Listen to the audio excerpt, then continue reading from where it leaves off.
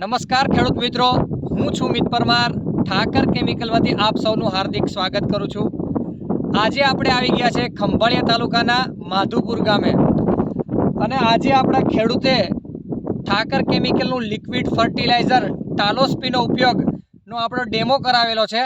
તો આપણે ખેડૂત પાસેથી જાણીશું કે તેને શું શું ફરક લાગ્યો છે। તમારું નામ ખેડૂત મિત્ર? નામ તમારું ગામ? માધુપુર। તમે આપણી પ્રોડક્ટ જે ટાલોસ્પીનો ઉપયોગ કર્યો ચણામાં જે પાયો ડેમો કરાવ્યો હતો તો તેનાથી તમને શું ફેર લાગ્યો છે?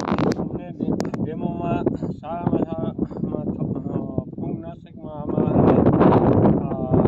પાળિયા અને થળ જાડું થયું છે। બરાબર। આ છોટું છે એમાં આમાં નથી કરેલો આપણે ડેમો? હા, તો આમાં ને આમાં શું ફેર છે? જેમાં કરેલો છે એમાં શું બતાવો તમે પહેલાં? એમાં જો આ પાળિયા હે એમાં ફૂલ પાળુનો વિકાસ છે, થળ જાડું છે। હા, ને એમાં નથી કર્યો? એમાં નથી કર્યું। એમાં જો આ બધું ખાલી છે, પાળું એટલી બધી છે નહીં એમાં, ને એમાં બહુ આ પ્રોબ્લેમ છે થોડો। બરાબર। તો ખેડૂત મિત્રો, તમે જે પ્રમાણે જોયું એ રીતના કે જેમાં ટાલોસ્પીનો ઉપયોગ કર્યો છે એમાં રાઇઝોબિયમની જે ગાંઠો છે એમાં એનું પ્રમાણ એકદમ વધારે છે, મૂળ છે એ એકદમ જાડું છે, થડ જાડું છે, છોડ નબળો નથી પડતો। અને ખાસ કરીને જેમાં નથી કર્યું એમાં તમે જોઈ શકો છો કે રાઇઝોબિયમની જે ગંઠિકાઓ છે એ પણ ઓછી છે, છોડ પણ નબળો છે, અને બંને એક તમે જોઈ શકો છો।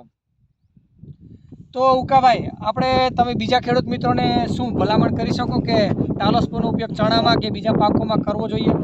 કરી જ શકીએ, બધેમાં સારામાં સારું રિઝલ્ટ છે। તો આ ચણામાં મેં ઉપયોગ કર્યો તો એમાં સારામાં સારું મને રિઝલ્ટ આવ્યું। બરાબર। આમાં કોઈ એવું નથી ને આમાં સારામાં સારું દેખાય છે।